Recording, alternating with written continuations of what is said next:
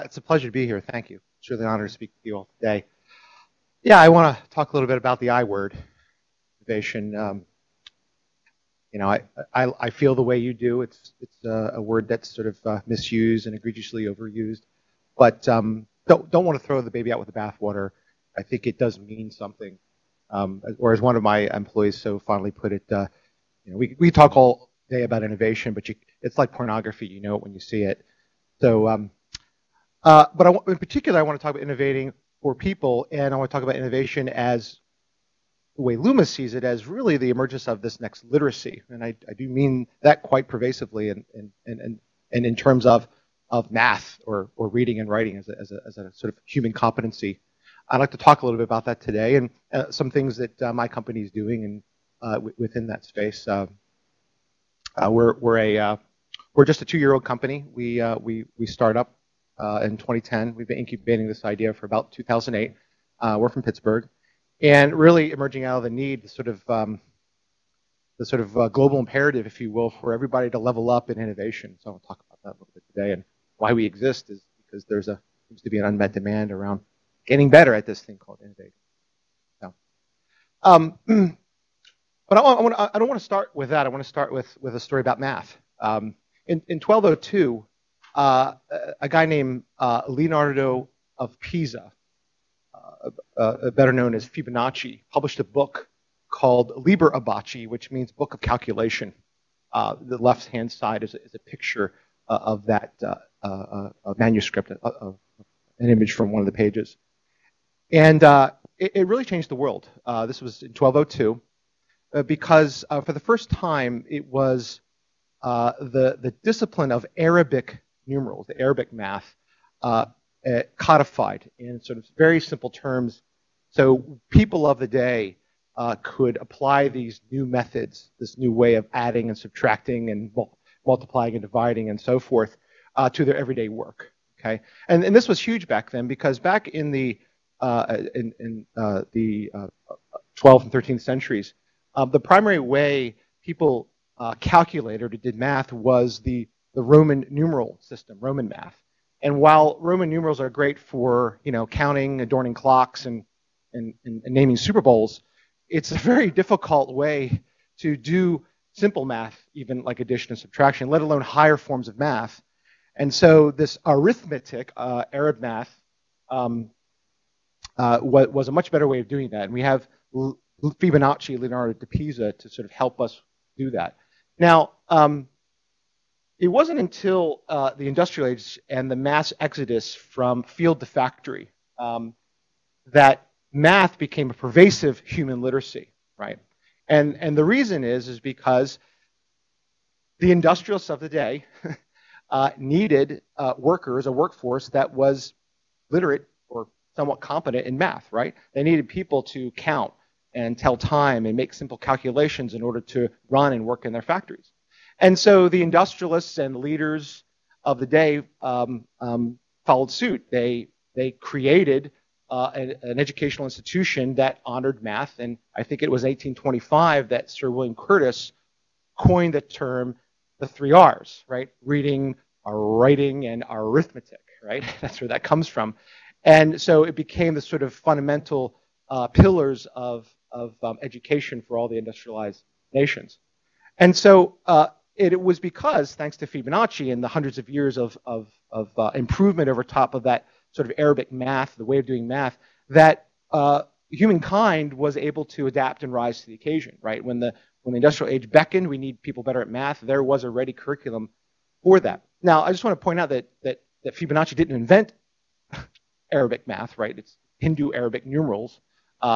But he, working as back in the day as a trader with his father in the Mediterranean region, got to learn this Moorish way of doing math and understood it to be far superior than Roman numerals. What he did, though, was codify it. What he did is say, this is a much better way of calculating than the way we're currently do it. And it was because of him and the abacists of his day that we have right now basically why we're all literate in math. It was a combination of there being a codified, simple way of doing this kind of complex work, and then also the demands of the time, the industrial age, demanded that we all a lot more people be good at it, right? But so today we find that there's another pervasive mind shift afoot, right? Called innovation, and it, like math, which was once a peripheral human aptitude, it's not like innovation's never happened before. The demands of the time are causing this to become something that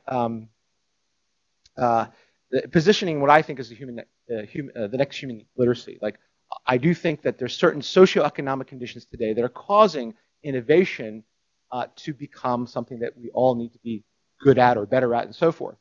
The fact remains, though, getting better at it has become a global imperative. As these references indicate, right, of 12,500 business leaders interviewed, most of them rank innovation as the third most important skill in the organization, right? This is something we've come to know, right? We have a gentleman over here who teaches innovation inside of Google, right? This is everywhere in the world. All the organizations everywhere are trying to level up with this idea of innovation, and it's kind of borne out by these facts. Forbes says that 81% of Fortune 500 companies, they've appointed individuals who are responsible for driving innovation, chief innovation officers, VPs, and so forth. Even in China, this is not germane to the West. China is pouring billions of dollars into research and development. Their current 5-year plan, is about, forget made in China, it's going to be about invented in China. They see that for obvious economic reasons. There's probably a lot of reasons why innovation has become so important to the times. The three that sort of strike me, and I think you'll agree, is number one, we have true global competition. And because of that, national competitiveness for the first time. It's not about just manufacturing in China or second or third world countries, but these places now can manufacture as well, can offer prices that are lower. Companies everywhere, particularly in the West, have to do more than just be able to make stuff and sell it. They have to bring value, new type of value, because you've got companies everywhere that can do the same thing for a heck of a lot cheaper. The other reason is mass infrastructure entropy. We see this everywhere. Certainly here in the U.S., you've got a lot of local governments that are on the brinks of bankruptcy. And so they're challenged with, how do we do more with less? Our infrastructures, like our roads and our sewage systems, are crumbling because they haven't been innovated in the past 56 years, and stuff decays, right? Good old entropy. But not just physical structures.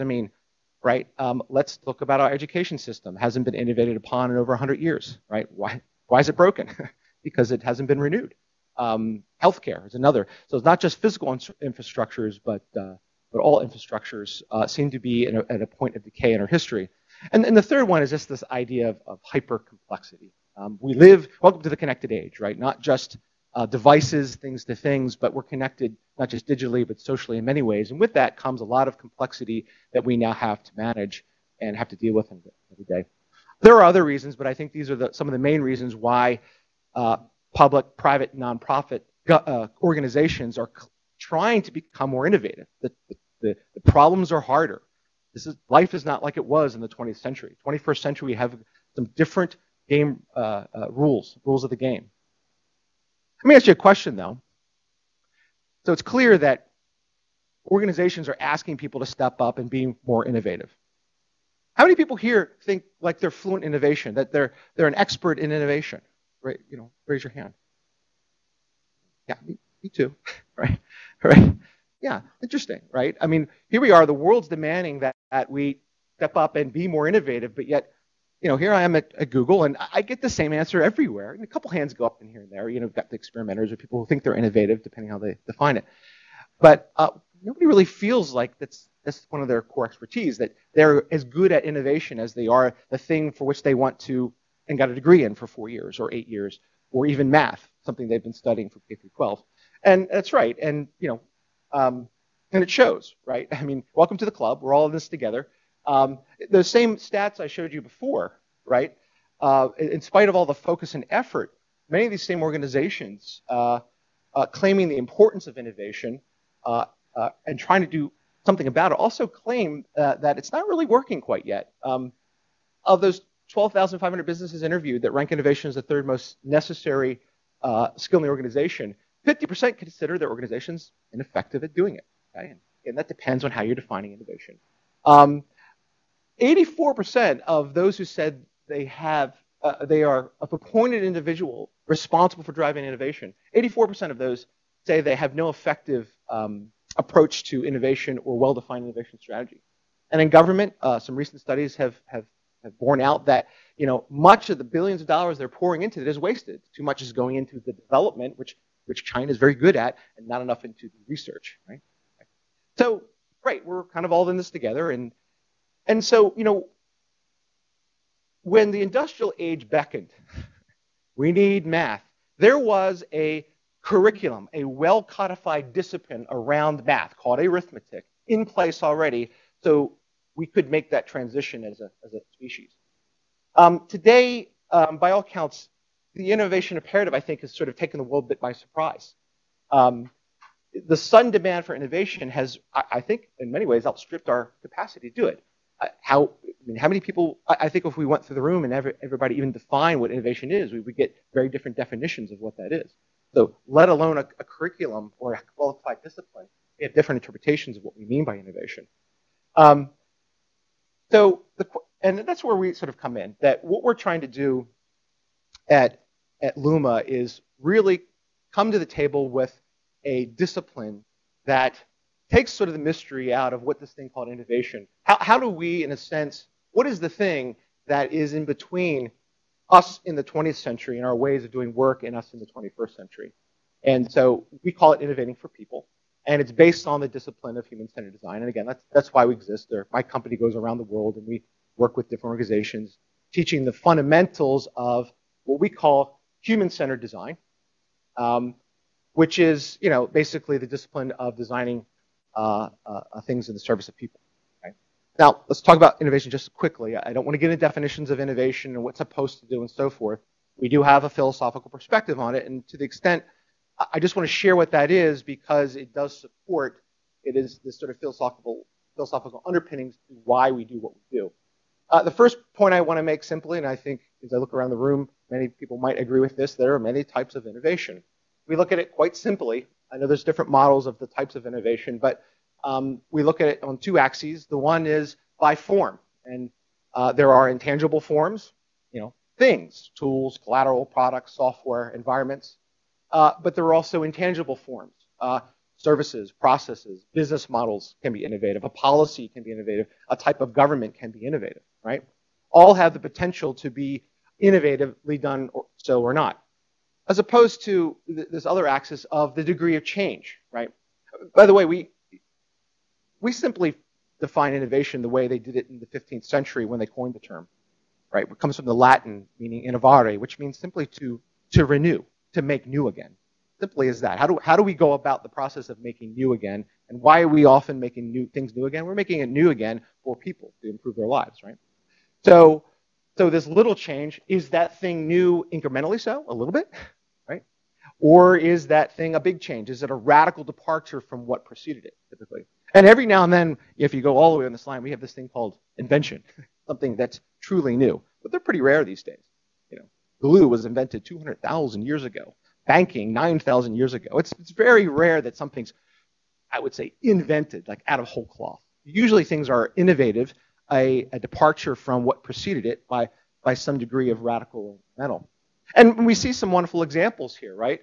The reason we like to show this is because when you throw out the word innovation, a lot of people on the street kind of go with, oh, you mean some kind of radical breakthrough product, right? Like the iPhone. They think of a thing, and they think of something that sort of transformed the world and so forth. And like, well, that's certainly an innovation, but really our job is to go in organizations and say, hey, your organization is trying to help you be more innovative. First thing you got to do is see it. This is something that's for you. This is something within your grasp, right? I don't care that you work in HR. HR policies have the potential to solve problems in innovative ways. I don't care that you are a lawmaker. I don't care that you work in software. Whatever it is you do, you have the potential to do that innovatively so. And it doesn't always have to be something that's breakthrough. Why? Because there are a litany of wonderful examples in the world of what I would call more evolutionary or emergent innovations that are quite successful. The Swiffer, right? What that meant to P&G back in the day, right? I mean, It's not radical. It's right. It's not that different from the mop-in bucket, but it's a wonderful design, right? And to P&G, it meant a 5% increase on the overall global sales, which for P&G is enormous, right? And for the people that consume the Swiffer, it really changed the way, fundamentally, not radically, but in small ways, the way they clean and do that particular behavior. Khan Academy is another one. I think it's a wonderful innovation, not radically different from lecture-based and so forth. We still have a lecture, but utilizing the technology today, it's doing some wonderful things. It's really transforming education in a wonderful way, as opposed to things that were really more breakthrough, or what Clayton Christian might say is radical or disruptive. The Kodak camera, when it came out in 1880, was a huge departure from what preceded it. Right? How do we know this? Because it didn't have, because photography up to that point, you had to go down to the local photography store on the corner and get all set up and gussied up, take a picture, and then somebody who was trained in this particular art had to go in the back room, use a lot of expensive chemicals, and create your picture. Now it could happen in a box, so the kids could go out and take pictures in the backyard and so forth. And the result of that, we saw the decline in that kind of photo industry. Right? Kodak had a great almost 130-year run, right?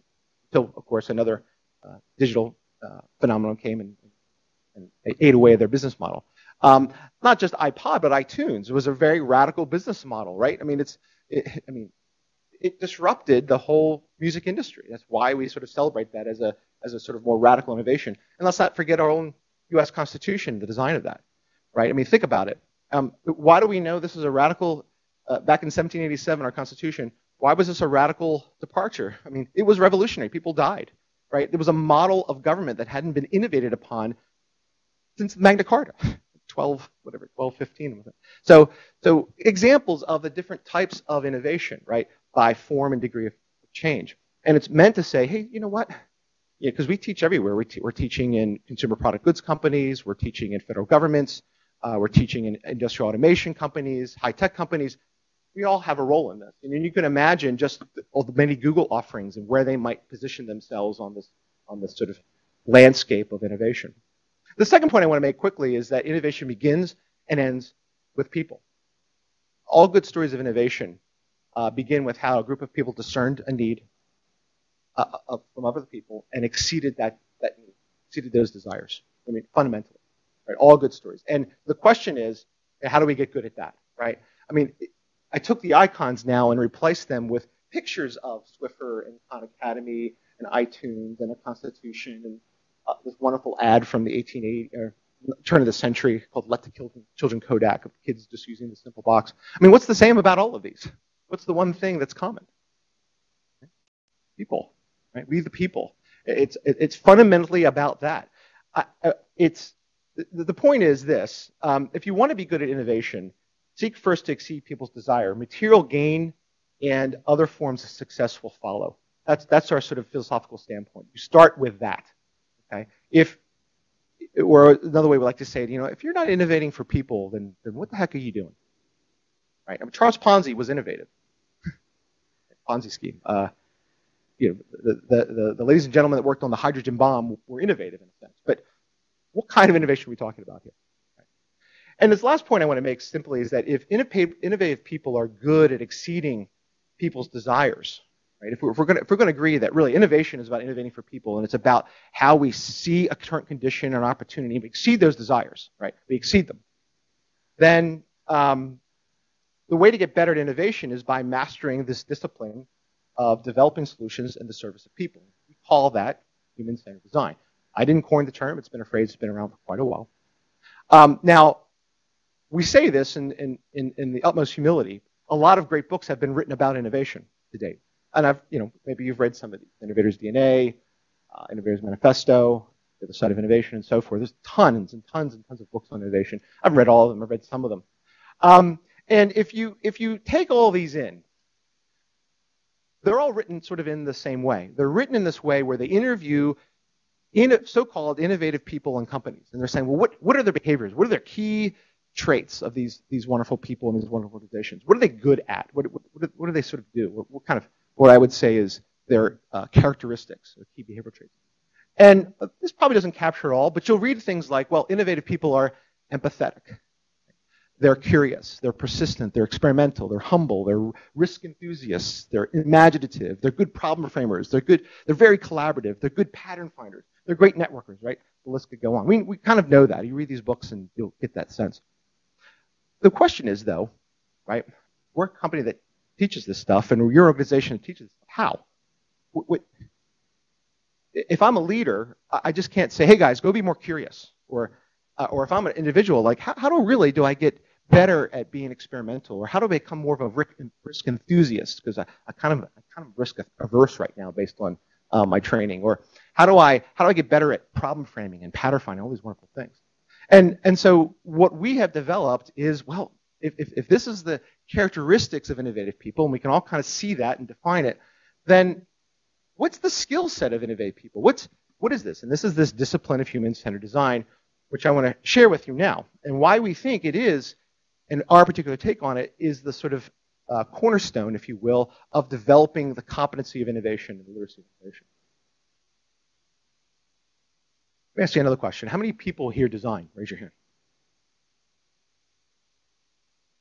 All the hands? Oh, yeah?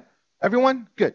Good. I predicted that. I'll ask that question a lot, and depending on where I ask the question, who's in the audience, I'll get anywhere from 99%, which I think I got here, and 5%. Right? Most people don't see themselves as designing, let alone a designer. What I want to talk about now is that, and I think because you raised your hand, I think you all maybe share this definition, because we talked to a very diverse, broad audience. When I say design, people are kind of hesitant. I don't know if I'm a designer or not. I certainly don't wear a black turtleneck and have that sort of, right, that sort of aura of design. Not talking about that sort of design profession. We kind of borrow from Herb Simon's definition, Nobel laureate, cognitive psychologist, polymath, professor at Carnegie Mellon University, where I was a professor for a while. Everyone designs, right? This is a quote from one of his books. Who devises courses of action aimed at changing existing situations into preferred ones, right? If you think about the fundamental definition of innovation, of renewal, it kind of sounds just like it, right? Where everyone designs, right? And so we have this saying, I don't care what it says on your business card. If your job is to come to work and lead or collaborate with other people to get new and improved things in the world, to change existing situations to preferred ones, you're designing, right? Everything's designed. Products are designed, processes are designed, places are designed, policies are designed, perfumes are designed. If your job is to come to work and get something new in any of these categories, that's fundamentally design. And so what do we like to say is, first and foremost, we get everybody in our workshops and wrapped around the rhetoric of, yeah, okay, I do that. I guess maybe I wouldn't call myself a professional designer, and that's fine, but I come to work every day, and yeah, a good portion of what I do is design. Damn it, right? So, and the reason we do that is because, okay, what I want to show you then, how do we get better at innovation, is by doing something a little better that you already claim that you do. Okay, it's not some just radically different thing I'm going to show you. It's kind of like when Fibonacci came along and said, this Hindu-Arabic way of doing math is a heck of a lot better than this Roman way. And let me codify it. Let me show you, the baker, and you, the seamstress, and you, the contractor, and you, the architect, how to use this new math to do what you guys do every day to help you guys do that stuff. It's kind of like that, right? And in a lot of ways, I think the reason innovation remains an elusive goal for all of us is that in most organizations around the world, we don't teach it like a fundamental. We were talking about this earlier on. We don't see this idea of design and innovation as fundamental to being human, right? If we're all saying that, if your job is to come to work, how are we not doing that every day? We kind of see it as fundamental as reading, writing, and arithmetic. And we want to teach, and we see the world demanding that everyone kind of get good at this stuff. And, if you go to a lot of K through 12 schools, they're not doing this because they don't know how to measure it, they don't know how to teach it, they're not even sure what it is. But in the 21st century, you're going to see a trend that way. So this discipline of developing solutions in the service of people. I want to talk a little bit about human-centered design now. It was enough about innovation, but kind of take you through the rhetoric of why we think human-centered design, in particular design, can form the sort of fundamental core of what we need or what we're looking for a discipline of innovation, right? How do we teach this stuff? How would I mean, answer the fundamental question when we started the company. We're like, well, there's a clear need for this, but the fundamental question is, if I or my team or my organization is good at innovation, what exactly are we good at? Right? What is that? Right? We didn't really have the answer, although we kind of did it every now and then, right? We're like, no, we need to go study this. And so we did design methodologies, human-centered design thinking, if you want to call it that. That's great too. Has a long, rich history that goes way further than Business Week talking about this starting 10 years ago. Way further along than IDEO, who's been, sort of the poster child for this as a practitioner of this. A lot of the methods I want to share with you go back dozens, if not hundreds of years. Okay, and so what we did was we did a survey. We talked to all the major schools teaching this stuff: Stanford D School, Carnegie Mellon University, Domus Academy. The list goes on. IIT in Illinois. What were the professors teaching the students that purportedly made them better at innovation and design? What were you guys teaching? So we collected all those, right? We also talked to a lot of consultancies, IDEO, My Design in Pittsburgh, Design Continuum, Smart, the list goes on. What were you guys doing when corporations hired you that made you good at innovation design? The other thing we looked at was, well, how about some of the companies? P&G and Unilever are just two examples of organizations that for several years have incorporated these methodologies into their work. We know that, right? What were you guys doing to help you get these great products and solutions and so forth? Even the federal government, U.S. Army uses a lot of these methodologies now, that have been for several years. What was everybody using and doing? And we threw all the methods up on the wall. And we uncovered at the time over 200. And since then, we've uncovered a couple other ones. But the theory was, well, if we can understand what people are doing and teaching, maybe there's some message or signal in the noise here with all these different methodologies. Is there a way of categorizing these or looking at these in a way that would begin to give us a taxonomy or structure for how to go about teaching this, right? Because I need to know what it is I'm teaching you, right, as opposed to just taking a method here and so forth. And so, lo and behold, we studied this for a good 2-3 months. We kept moving around. We actually used one of the methods that we wound up teaching called affinity clustering, which helped us find patterns. And lo and behold, all the methods, every one of them, fell into one of three very distinct pillars. They were either methods, which we kind of shorthanded as looking, methods that helped us observe human experience, looking and listening better. Okay, all of these methods are about fundamentally that. I'm like, okay, so our first insight was, well, if you want to be good at innovation, you have to be good at observing human experience. Makes sense. Second one is, well, understanding. That is, methods for analyzing the challenges and opportunities before us. All these methods here are really about that, fundamentally. I'm like, okay, the second insight was, you want to be good at innovation, you have to be good at understanding, of analyzing the challenges and opportunities before you. And the third area was shorthanded making, this third pillar. What do we mean by making? What do we mean by envisioning future possibilities, right? Design is always the invention of something that doesn't currently exist, right? It doesn't quite exist in the form. It might be a radical departure, or it might be a sort of incremental departure, but it doesn't exist today. And so all these methods are really about envisioning future possibilities. And so that was the third one. It's like, well, I guess if you're good at innovation, you have a way of envisioning the future, right? And all these methods, you can see dozens of them. And the other thing we noticed is that there were different ways of looking, understanding, and making. And really, what it came out, there was these 9 basic categories that all the methods, and to date, any method that we've uncovered since then fits into this model. So it hasn't broken yet. Maybe we'll find one that kind of breaks the model. But so far, this is our current understanding, and what I would say is a taxonomy or basis for teaching people to be more innovative. So for example, under looking, there were 3 ways that we found, 3 types of methods for looking. For example, okay, we're all familiar with ethnographic methods, right? And a lot of you are familiar with those, probably practice those, contextual inquiry and interviewing and walk a mile and so forth, right? That's what we call ethnographic research. Thank you very much, anthropology, right? A lot of those hail from that particular background. Not to be confused with more participatory research techniques, right? Whereas ethnography is studying people in their natural context, this idea of participatory is having the people you're designed for make something with you or for you, and then studying how they make it and how they talk about what they make. Very different, but nonetheless a way of looking and understanding. What do people want? What do they need? What are they thinking, right? As opposed to more evaluative research, right? Usability testing, think aloud testing, heuristics, and things like that. How do I evaluate the effectiveness the usability, the usefulness, the desirability of the thing design. Same thing for understanding, right? Lots of methods for understanding what? People and systems. Why? Because we're often designing systems for people. Or we're designing something that's part of a bigger ecosystem. We better damn well understand what that is. Or patterns and priorities. What's more important? People need this, or, right? Features lists, all that kind of stuff.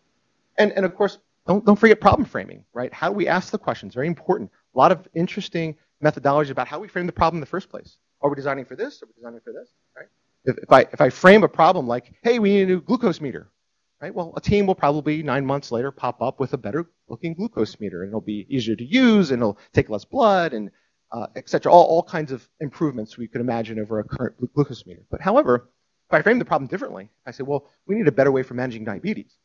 Hold on.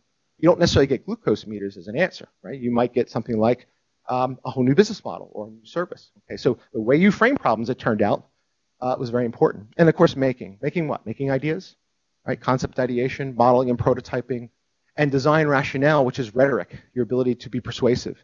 We actually, this one really surprised us. We didn't have these in mind. We just let the data kind of emerge and say, well, what's the sort of theme that kind of makes these all hang together? And this idea of design rationale, your ability to sell an idea, your ability to persuade other people that this thing needs to exist in the future in order to unlock their support, their funds, very important method, and a handful of methods just for that.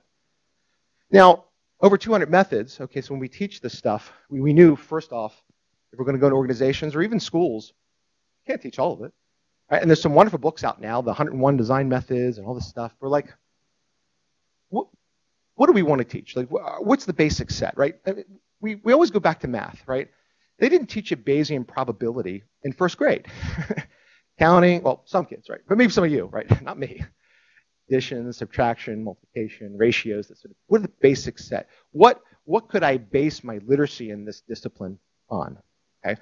And so we asked a couple questions because, first of all, we knew we were going to go into a lot of places, not just places like Google, but places like the federal government, consumer product goods companies, all these different places that were designing a whole slew of things, trying to innovate, right?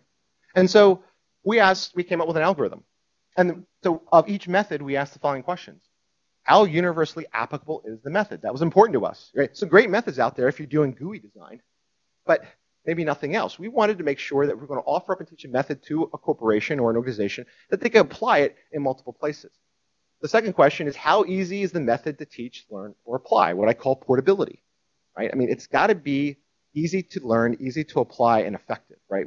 I want something to have a very high ROI, return on my investment. If I do this method, it's going to yield some qualitative or quantitative advancement for what I'm trying to do. The third question is, how effective, useful has the method been to organizations in the past? It mattered that places like IDEO or the federal government were using these methods year after year after year. That told me that it was probably working. And of course, how unique is this method from others like it? If I'm going to show you an area like evaluative research or problem framing, I want to make sure that the sort of cluster of methods, the 3 or 4, are different from one another. They're not shades of gray different, right? So you get a sort of survey of 4 really good or 3 really good problem framing methods. So if you learn these methods, you could say, yeah, I'm a pretty good problem framer. I know how to go about that. And I've got different methods to use in different situations. Or I'm pretty good at modeling and prototyping. I've got some different methods here that I can utilize in my process. Okay? And what you're looking at here is sort of this eye chart here is our basic structure. It's the final 36. Why is it 36? Don't know, right? To be honest, we kind of went back and forth and felt like this was a reasonable set. And basically, we're trying to come up with a set that basically said, look, if you want to get better at innovation, just learn these and practice them for the rest of your life. You will increase your chances of coming up with innovative solutions. You will be a better human-centered designer. You'll be innovating for people. Are there other great methods that are not included up here? Absolutely, right? Absolutely.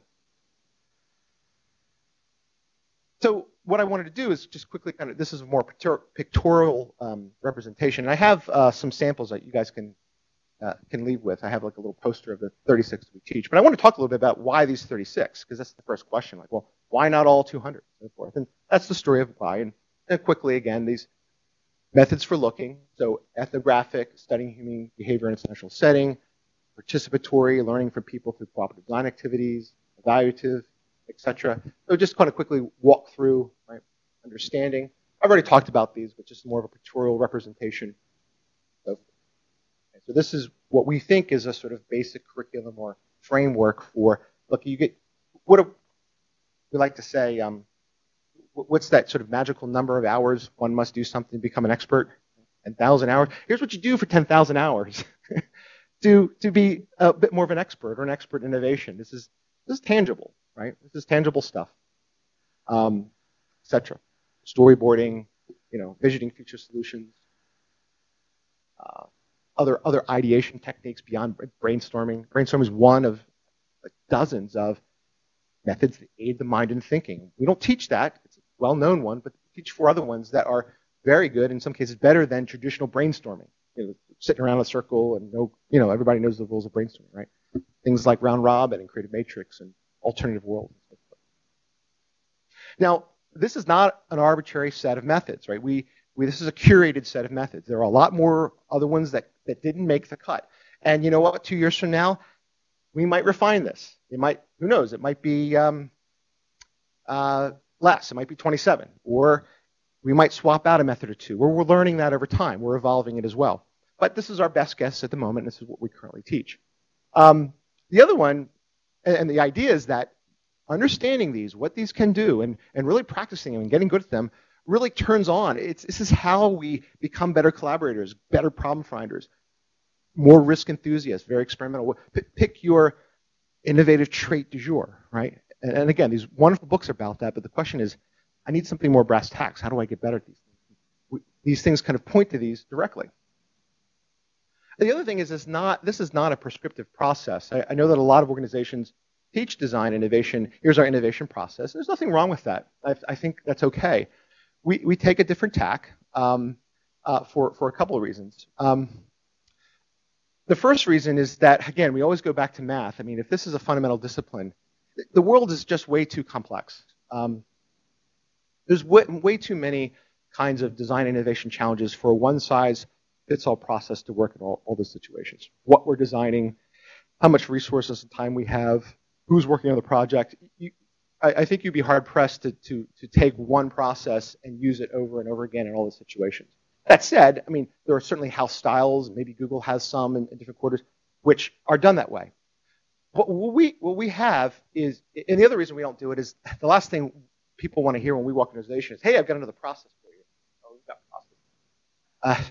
What we do is look at it like, well, we're kind of process agnostic. I don't care if it's a agile model or stage gate or a blend or spiral.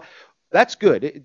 To us, that is your specific way of how you go through a pretty simple thing of beginning, middle, and end, or front-end innovation or back-end innovation, whatever term you want to do it. You have to go through this, and this is sort of a generic one, right? You do some kind of research, and then you come up with a concept, and then you develop, and then you pilot, you launch, and you do it back again. Maybe your process has 7 steps or 4 steps. They all are kind of variation on this theme, and how you go through that is your business, and it's good. And there's many reasons for that. When we come in, we say, well, how do you go through that, right? What we want to say is that it matters how you go through that. And we want to show that here are all 36 methods sort of turned on its side. And just in the research phase, how many are applicable to help you do better research? How many are applicable to help you come up with better concepts? How many are applicable to help you with development, to quicken and improve in the development cycle, the pilot, the launch, and do it back again? So we want to present this as not a process, but as a discipline, right? Just like math, right? You probably used math 30 times today. You didn't even know it, right? If you were driving to work and you looked at your gauge and it said, half full, just use ratios, right? If you bought something, use math. It's kind of like the same thing. These are the things, it's sort of a way of thinking and doing every day. How do we go about making things? And so, here's some sample combinations. So the reason we say this is there's a tendency to see look, understand, make as a possible look, understand, make, launch.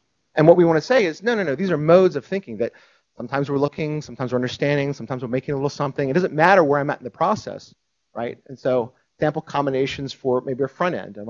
I might do something called a walk-a-mile immersion to gain some empathy for the people I'm designing for. And then from that, I might do some alternative worlds that kind of help me think about some different ideas. And then I might do some abstract laddering to help me frame the problem differently, right? I might do some more ideation and so forth. What we teach is understand the 36, but what we want you to be is masters of combining them. This is a combinatory. This is about nonlinear thinking. If you want to master anything, it's about nonlinear thinking. You think about it, right? Novices follow processes. I can go home and I'm no chef, but I can follow a recipe, right? And I can make that recipe. And there's nothing wrong with that. But really about innovation, how do we come up and make people more virtuosos at it? Well, we have to teach them nonlinear thinking. You don't want to limit your ability by saying, okay, step one, we always do contextual inquiry, and this is how we do it, and so forth. Nothing wrong with that. But I think the world's demanding that we be a bit more agile about, okay, how do we understand what we're doing here? How do we do research here? Contextual inquiry is a fine method. We teach it too. But let's take a look at the sort of suite of other methodologies that are out there to help us understand what we're looking at. Because these other ways of looking might, in fact, cause us to see differently. Okay? I love this quote from Heather Frazier up at the Rotman School. Right? Design is not a one-shot vaccine. It's an innovation fitness program. Right? I love it. It puts an organization on top of its game. It's not an event. It's a way of thinking, communicating, and doing every day. And so this is really how we sort of tee this up. The slides I just show you are those sort of fundamentals, the things that if we taught to everybody, K through CEO, we believe is the fundamentals, the sort of foundation for what it means to go make things for people. Now, the other points I want to make here very quickly are that innovation can only flourish in an environment that values these ways of thinking, communicating, doing. We can teach people all day. But if I love this. Actually, this is a real sign. Everybody figure out what's wrong with this picture. If I don't live in an environment that's conducive to practicing these things and doing them and cultivating these things, then it's not going to work. I get that, right? So there's a whole other equation part of this that Luma's about is defining the sort of core curriculum, the sort of agreed upon language, agreed upon methodology of how we do these and what skills we're actually developing. But of course, we have to think about all these sort of intangibles in a company that allows for this. I mean, we can teach this stuff all day, but like this golfer here on the left, if where we work isn't conducive to it, I could teach somebody to. I can't, but somebody could teach me to play golf like a professional. But if I don't have the place to go practice this stuff, then it's not going to take root. I'm going to be playing. It'd be like me teaching you how to do something, but going to play golf in an urban setting. Or you've got to have people that are serious about education. It sounds like this is very much the case here, right? Which is why Google had me come in and talk today. How we learn, or even that we learn. It's kind of for an organization to just put people in front of life right now, as complex as it is, without giving them the proper tools to go innovate. It's like sticking a kid in front of a board filled with different kinds of equations, quadratic equations, and so forth. And say, go do this. I'm like, what? Right? There's a certain responsibility that goes with this. Right? We have to teach this in a systematic way.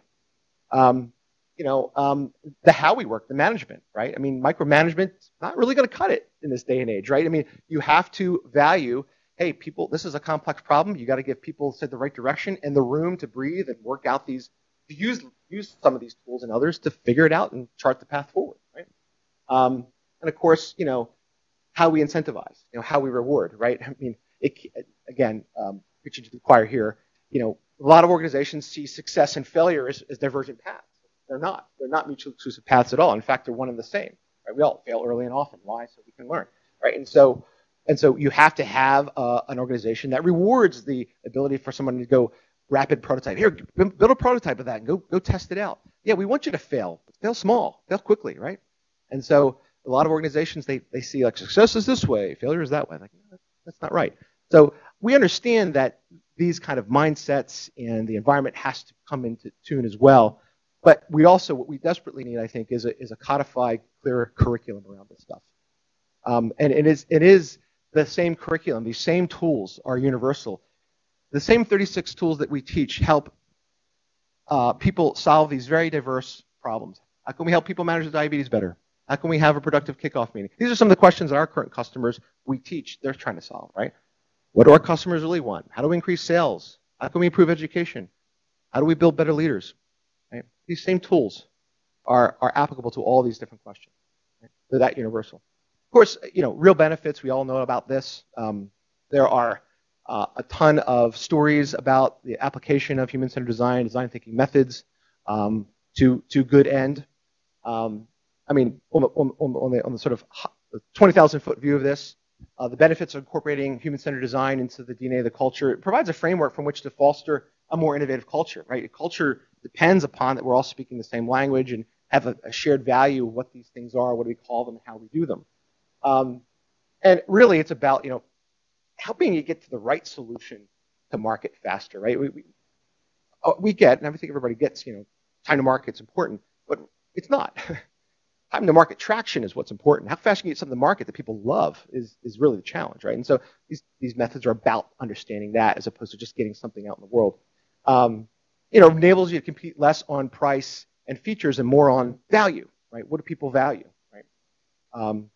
Gives your team the tools to tame highly complex problems. We got a lot of different things we have to deal with these days, and these tools are about understanding the problem differently, working through, understanding pattern priorities, really kind of thinking through the problem, executing, iterating, and so forth. And the other thing is that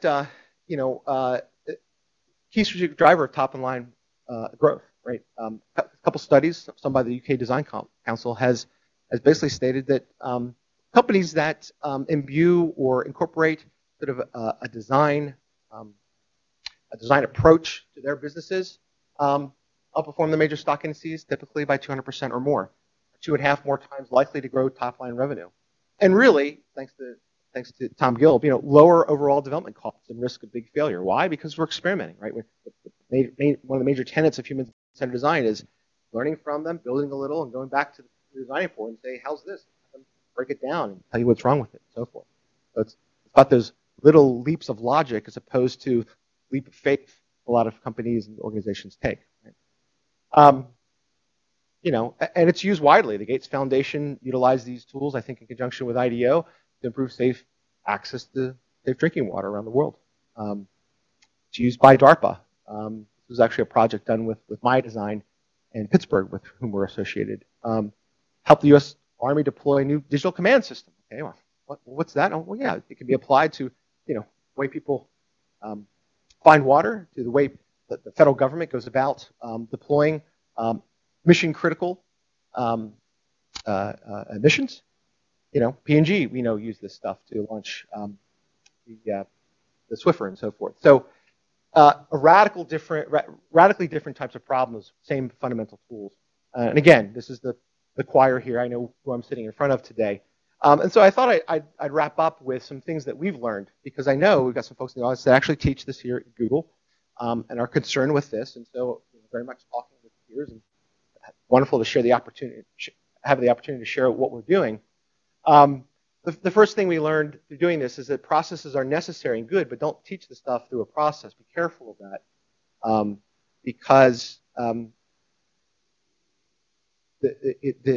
what you're teaching them is one process, and those processes aren't going to translate to multiple situations. Or anybody coming in with an outside view, well, here's our process, we're going to teach it. Just be careful of that. There's some good stuff in there, but the reason is that you want to be careful not to limit your own and others' growth or transformative abilities, right? Again, novices follow linear processes. Experts think non-linearly. They lead, change, and adapt. So what we want to do is, look, I want to teach you how to add, subtract, multiply, divide, ratios, so you can use it when you need it, right? And so what you're looking at in those 9 categories, right? Looking, understanding, making, how to problem frame, how to envision future possibilities, how to do ethnographic research. What we're doing is teaching you the basic fundamentals, which you can pull out. I don't care if you're designing your new kitchen at home or you're designing a new policy that will affect millions of people. The same fundamental acts, right? We've also learned that you need to be explicit about this craft. The more other people see what you do as a mysterious art, and we talked about this earlier, the less value they'll place in it and you. There is logic behind this, right? And if you've grown up, in art school and applied arts, it's taught and it's understood that there's a bit of mystery to this, and there's not. We found that out. These methods exist, and we've codified them, and there's a very clear taxonomy. And if you teach kids and your employees these ways of thinking and doing and acting, well, then you will get better at the thing which they purportedly help you to do, which is design and innovate, Bring rigor to your craft. I've been doing this for 25 years. I'm still perfecting. Even the simplest interviewing. Everybody's been in an interview and interviewed, but man, can I interview like a journalist yet? Yet. Can I interview like a CSI agent? No. I mean, there's so many ways to get better at these fundamental things, right? It takes a humility. There's a humbleness to this, and continuously improve the breadth and depth of these skills and knowledge. People at the top of their game are notorious for this, right? Right before a golf tournament, what does Tiger Woods do for an hour or two right before he goes on? He practices and practices, and he has coaches constantly refining. It's the same with us in this, right? It's not innovation, yeah, once in a while. It's like we have to bring a sense of rigor and professionalism to what we do and innovate professionally. And so I think we all, me included, can improve in many of these areas, right? And the last point is, the next to last point is if you seek better multidisciplinary collaboration and teach everyone these skills, right? Everyone designs, as we just discussed, and these are skills for design and innovation, and who really isn't doing that, right? This is why we kind of see it as a literacy. Everybody's got a hand in this and can derive value from practicing these skills with each other. And the last point we've learned is that there's this 70-20-10 model in learning, and it's true but kind of backwards. And the last point I want to make is that because the 70-20-10 model stipulates that most learning happens on the job, real-world application, right? And I think everybody might agree with this. Think about what you know. Most of what you know really happened because you were out there applying it and learning on the job at your various jobs. 20% was from feedback, peer-to-peer, and 10% from traditional course learning and things like that. I think most people I talk to is like, yeah, that's probably about right. But it almost it says that the 10% isn't important, but it's vital, right? The 10% starts. You have to have an agreed upon language and a curriculum for which to teach, right? Again, we'll take the golf analogy. If I go out there and I expect to learn to play golf at a professional level just by whacking at the ball, that's not going to happen, right? I need the proper sort of pedagogical training in what is this discipline about and how do I hold a club? How do I hit the ball? What are the different situations? Same thing with innovation. Like, what does it mean to be innovative?